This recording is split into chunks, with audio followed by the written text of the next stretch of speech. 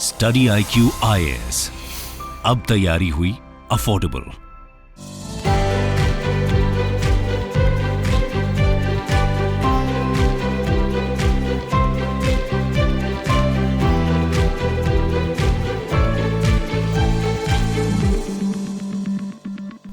कोविड-19 pandemic का असर सिर्फ लोगों के स्वास्थ्य पे नहीं पड़ा, लेकिन वैश्विक स्तर पे अर्थव्यवस्थाओं को कोविड-19 पेंडेमिक ने मंदी में डाल दिया और ये मंदी पूरे विश्व में छाई।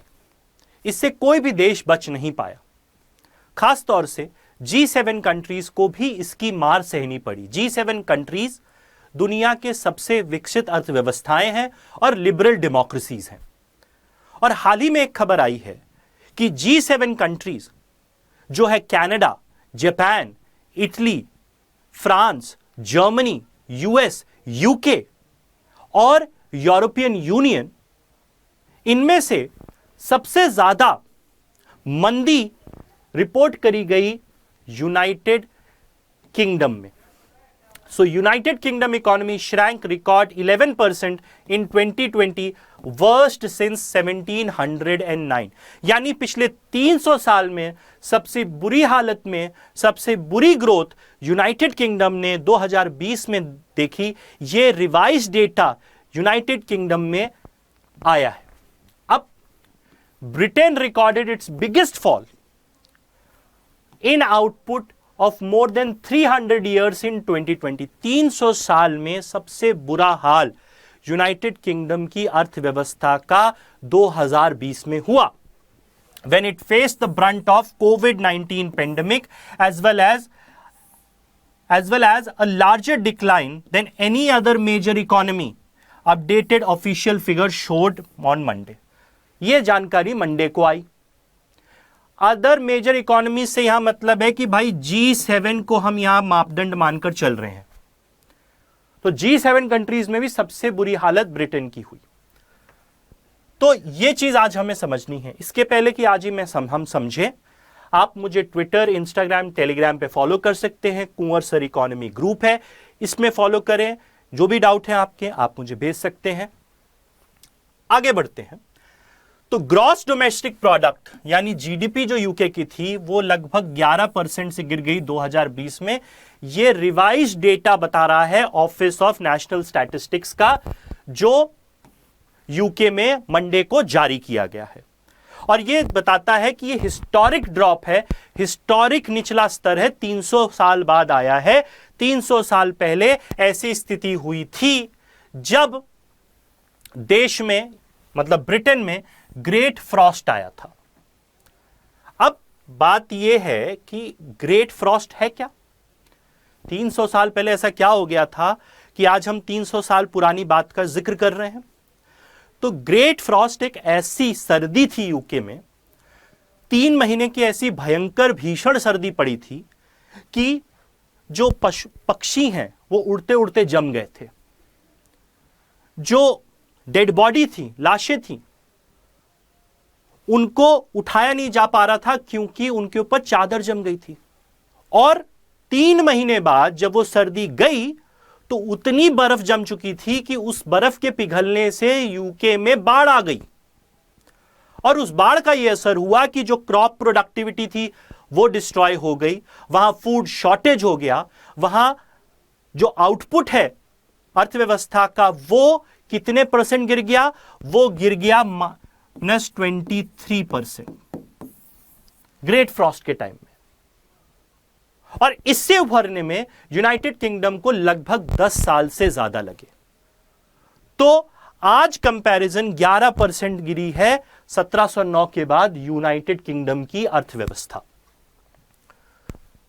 तो आगे बढ़ने से पहले मैं आपको एक चीज यह बता दूं कि आप हमें यूपीएससी फाउंडेशन कोर्स हमारा जो है उस पे फॉलो कर सकते हैं, उसमें एनरोल कर सकते हैं, क्योंकि यूपीएससी फाउंडेशन कोर्स में हम आपको स्टडी IQ पे बिल्कुल बेसिक स्तर से पढ़ाएंगे, प्रीलिम्स और मेंस दोनों का सिलेबस। और इस सिलेबस को हम आपको लाइव क्लासेस में पढ़ाएंगे। जैसे आप लाइव सेशंस अटेंड करते हैं हमारे, उसी तरीके से आप लाइव अपने डाउट्स टीचर से पूछ सकते हैं, इसके अलावा अगर आप लाइव क्लासेस नहीं देख पा रहे हैं तो आपको वही क्लासेस रिकॉर्डेड फॉर्मेट में मिलेंगी और वो 24 महीने तक आप वो रिकॉर्डेड क्लासेस को देख सकते हो। इसके अलावा आपको मेंटर्स दिए जाएंगे जो आपके एकेडमिक, नॉन एकेडमिक जो भी आपके विषय हैं, मिसाइल हैं, मसले हैं, उनको सॉल्व करेंगे। इसके अलावा आपको डेली आंसर राइटिंग प्रैक्टिस कराई जाएगी। एमसीक्यू बेस्ड लर्निंग पे फोकस किया जाएगा ताकि आपका प्रीलिम्स और मेंस दोनों पे फोकस रहे। डेली करंट अफेयर्स प्रोग्राम इसमें होगा। ये सारी चीजें आपको इसमें दी जाएंगी। अगर आप इस कोर्स को 24,999 में नहीं खरीदना चाहते हैं और 18,999 में खरीदना चाहते हैं तो आप यूज कर सकते हैं कोड KP Live और इसके जरिए आपको 18,999 में ये बैच मिल जाएगा। इसकी एनरोलमेंट डेट आखिरी है 31 अगस्त।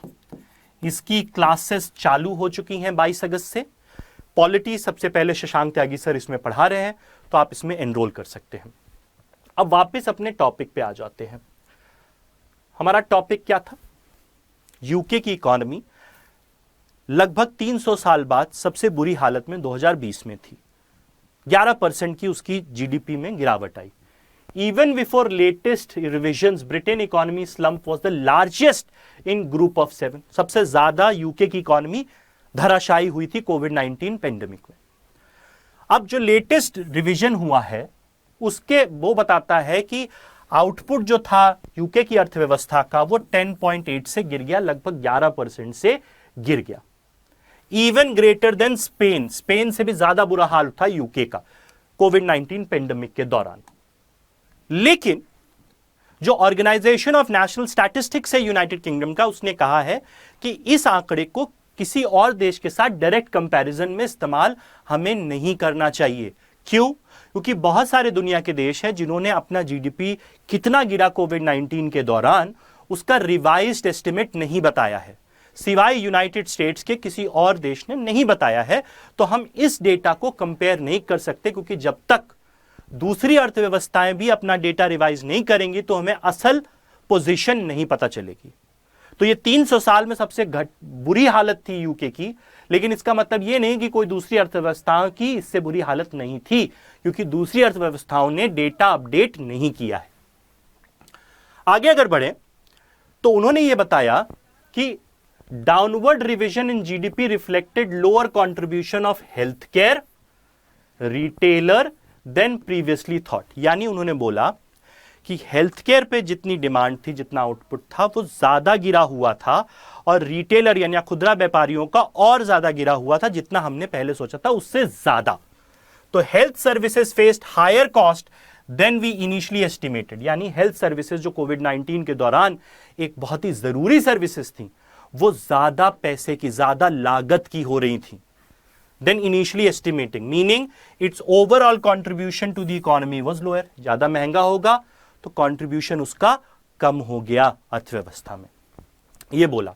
ऑर्गेनाइजेशन ऑफ नेशनल स्टैटिस्टिक्स ने यह भी बोला कि we have already factored in the fall of routine care provided by Britain's National Health Service. Britain में एक राष्ट्रीय हेल्थ सर्विस है, स्वास्थ्य सेवा है, वो रेगुलर टर्म्स में अपने नागरिकों को हेल्थ सर्विसेज प्रोवाइड करती है। तो उन्होंने कहा है हमने जो नॉर्मल टर्म्स में वो लोग हेल्थ सर्विस पे खर्चा करते हैं वो हमने काउंट इन कर लिया है, और फिर हमने ये फिगर निकाला है कि हेल्थ का कंट्रीब्यूशन हमारी जीडीपी में और गिरा था, as it focused on treating कोविड-19 patient and limited the spread of disease in the hospital. ये उन्होंने बताया है हमको अपने डेटा कि ऐसा कारण, इतना गिरावट क्यों हुई है। अब a closer look at the increased cost faced by individual retailer, क्योंकि कोविड-19 के दौरान क्या हो गया था, लॉकडाउन्स हो रहे थे। जब लॉकडाउन्स हो रहे थे तो जो सप्लाई चेन है वो डिसरप्ट हो गई। जब डिसरप्ट हो गई तो रिटेलर्स को सामान लाने के लिए लागत ज्यादा होनी पड़ गई। तो यही ये बता रहे हैं कि increased cost faced by individual also led to downward revision of the sector contribution, while factory output was revised up to take into account lower raw material cost। यानी फैक्ट्री आउटपुट तो बढ़ा लेकिन रिटेलर का contribution घट गया, क्योंकि उनकी लागत सामान खरीदने में बढ़ गई। तो ये सारे कारण हैं जिसकी वजह से ग्रेट फ्रॉस्ट के बाद यूके की अर्थव्यवस्था 300 साल बाद इतनी गिरी है।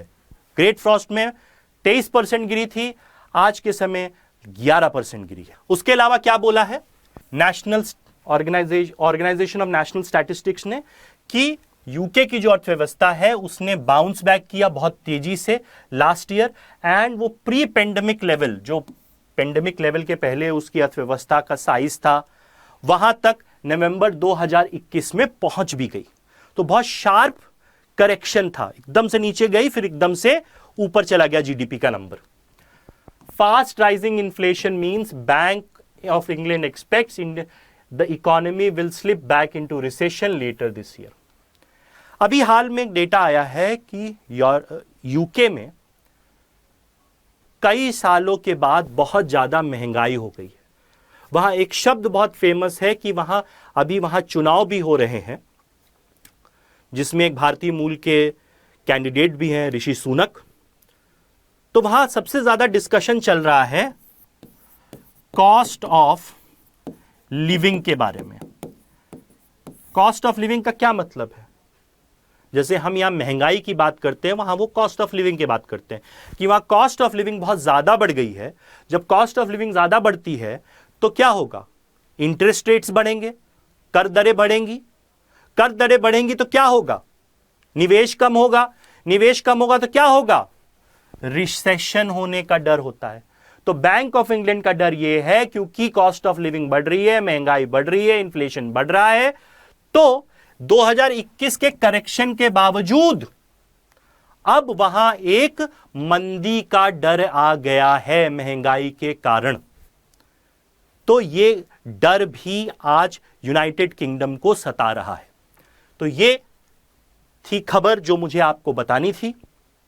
इसके पहले कि मैं आपसे विदा लूं, मैं आपको एक बार फिर से रिमाइंड करूं, फाउंडेशन बैच 4 हमारा चालू हो चुका है। 22 अगस्त से इसकी क्लासेस चालू हो चुकी हैं। सुबह 8 बजे इसकी क्लासेस होती हैं। इसमें शशांक त्यागी सर ने पॉलिटी चालू किया है। आप इस कोर्स को बहुत ही आसानी से खरीद सकते हैं। कैसे खरीदना है आपको मैं एक बार समझा देता हूं। आपको कुछ नहीं करना है, आपको जाना है स्टडी आईक्यू के पेज पे। आप स्टडी आईक्यू के पेज पे जब जाएंगे तो आपको ऐसा बैनर दिखेगा। आप इस बैनर पे क्लिक करेंगे तो आपको ये कोर्स दिखेगा। आप इस कोर्स को करेंगे बाय नाउ। जब आप बाय नाउ करेंगे तो आपको अपना मोबाइल नंबर डालना होगा। जब आप मोबाइल नंबर डालेंगे, मोबाइल नंबर डालना होगा आपको। आप मोबाइल नंबर डालेंगे तो आपके पास एक ओटीपी आएगा। आप उस ओटीपी को एंटर कर देंगे। जैसे मेरे पास ओटीपी आया है, ये आपने ये ओटीपी एंटर करा, आप वेरीफाई करेंगे, फिर से बाय नाउ पे क्लिक करेंगे तो यहां आ रहा है 4 ऑफर्स अवेलेबल। आप इस 4 ऑफर्स पे क्लिक करेंगे, यहां आप जाएंगे एंटर कोड, और आपको कुछ नहीं करना है, आपको कोड एंटर करना है KP लाइव। ये कोड एंटर करेंगे आप और अप्लाई करेंगे तो ये आपको 18,900 का 99 का मिल जाएगा। फिर आप बाय नाउ पे जाएंगे और आपको जो भी पेमेंट सूट करता है, UPI, Paytm, debit card, credit card, उससे आप पेमेंट कर देंगे। तो ये पूरा प्रोसीजर है कोर्स में एनरोल करने का। कोर्स में एनरोल करिए। इसी के साथ साथ I want to thank you guys for joining me. Bye bye, take care, जय हिंद। स्टडी IQ IAS, अब तैयारी हुई अफोर्डेबल।